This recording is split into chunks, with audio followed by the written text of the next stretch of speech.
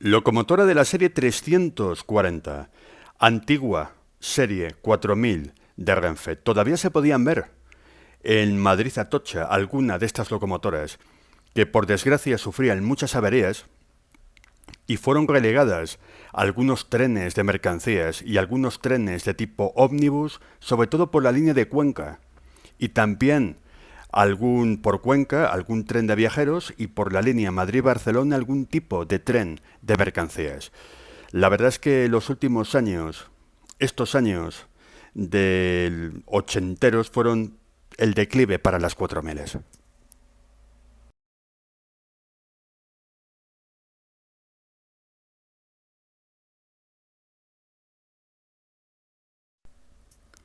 No podían faltar los trenes, los míticos ferrobuses. Aunque en aquella época ya había muchas unidades eléctricas operando por Madrid-Atocha, todavía quedaban algunos ferrobuses para ir a destinos donde no había líneas electrificadas. Fotografía del año 1980. Ya les quedaba poco a los ferrobuses en Atocha. Había destinos en la zona de Cuenca o de Extremadura donde eran bastante asiduos estos trenes. Incluso en líneas bajo catenaria, como no había suficientes trenes de tracción eléctrica, los ferrobuses seguían siendo utilizados para recorridos con muchos viajeros y muchas paradas.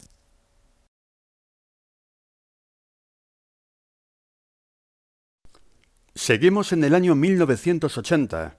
Una locomotora 308 de la antigua serie 10800, las famosas Yeyés, que tanto furor causaron en la década de los 60.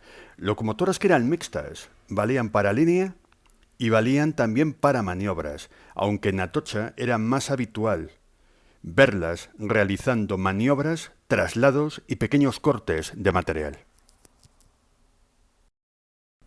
En el resto de España, las 308 se utilizaban mucho en líneas de tipo secundario, donde se exigía a las locomotoras un bajo peso por eje.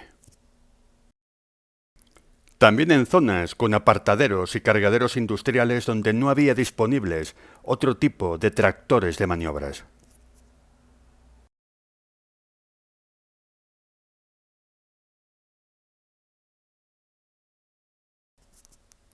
Y un viejo conocido, también fotografía de 1980, el famoso Platanito, aquel tren que era único en su serie. Fue un tren prototipo, existió solo una unidad y fue una especie de ensayo de Renfe para la alta velocidad. Renfe buscó en la década de los 70 y 80 superar los 200 kilómetros por hora de velocidad y para ello buscó un tren de tipo basculante para poder ganar velocidad en las curvas. El fin de este prototipo era, sin tener que arreglar la infraestructura, intentar ganar velocidad con la basculación. Pero con el tiempo no funcionaron las pruebas que se realizaron con el Platanito.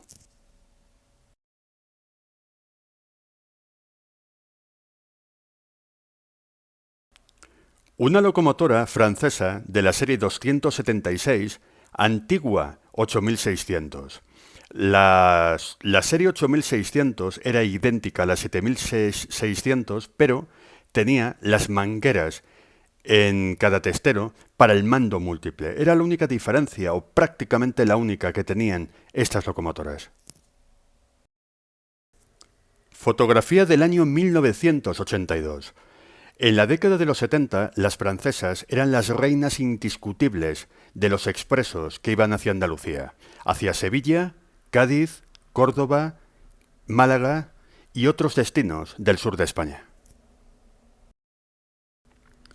La implantación masiva de la serie 269 fue apartando poco a poco a las francesas de los grandes trenes de viajeros.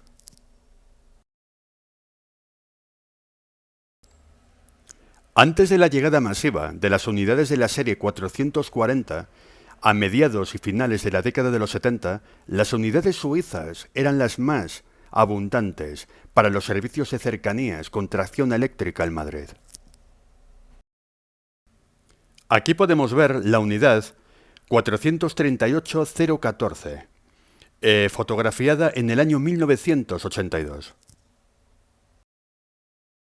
Fue en ese año, precisamente, cuando algunas de las suizas empezaron a recibir los nuevos colores de Renfe por entonces, que eran el famoso y vistoso esquema azul y amarillo. Desde los años 50, estas unidades suizas prácticamente no cambiaron de esquema de pintura. Solamente algunas pequeñas zonas tuvieron algún cambio estético. Y lo dicho, fotografía de marzo de 1987, el Madrid Atocha, una unidad suiza con el nuevo color, azul y amarillo, un amarillo que muchas veces era más bien anaranjado, pero y no todas las unidades suizas recibieron esta decoración, ya que muchas de ellas fueron dadas de baja en la década de los 80. En esa época se las podía ver junto con las unidades 440. También hay que recordar que los servicios de cercanías en la década de los 70 y los 80 no eran los de hoy en día, que hoy en día hay una frecuencia altísima de trenes de cercanías.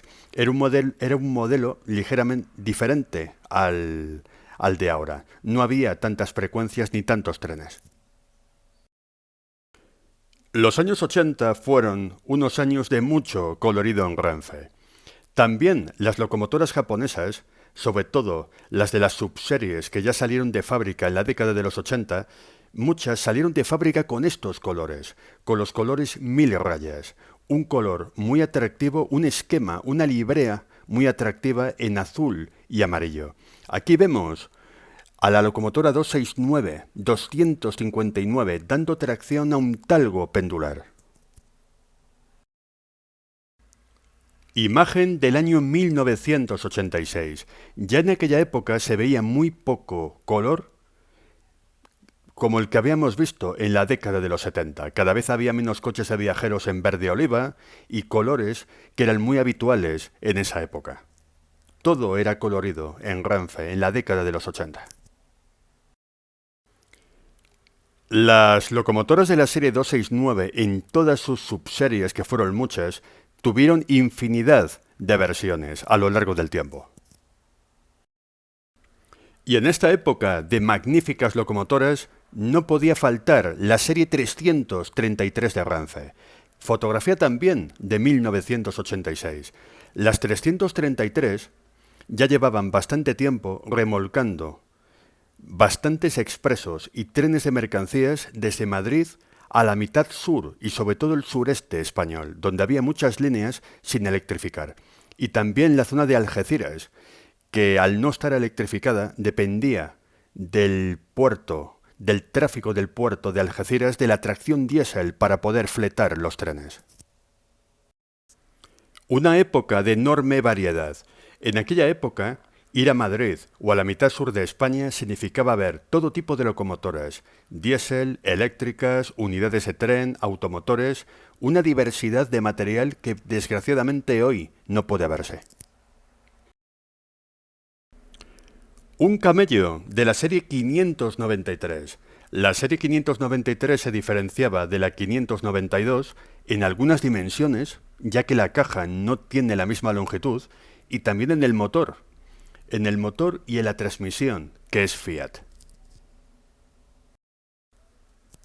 Los camellos, tanto los de la serie 592 con motor MAN y los 593 con motor Fiat, ya en aquella época, en ese año 1986, fueron relevando a los trenes TER y a los ferrobuses y a un montón de trenes diésel que ya estaban anticuados y que ya daban problemas técnicos y en los talleres. Y era caro su mantenimiento.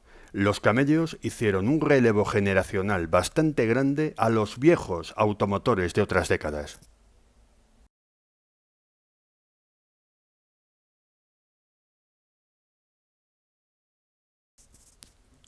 La estación de Madrid-Atocha y su inconfundible marquesina. Era habitual ver al material Talgo con diferentes tracciones. En un principio eran las locomotoras Talgo diésel pensadas exclusivamente para estos servicios, pero con el tiempo las japonesas de la serie 269 empezaron a relevar en algunas zonas a las locomotoras Talgo, ya que estas últimas eran pocas para el gran número de ramas Talgo que estaban en funcionamiento. Como podemos ver en la foto, las japonesas, para dar tracción a los trenes Talgo 3, necesitaban un furgón manso que llevaba un pantógrafo. Algo que se hacía muy característico de los Talgos con tracción eléctrica. Antes vimos un tren TAF pintado en color azul, con un esquema muy parecido a los TER. No todos fueron pintados de esa forma. Hubo algunos que conservaron parte del color plata, pero se les añadió una especie de franjas azules en la parte inferior del tren. Unidad 595004. Fotografía ya de finales de los años 70.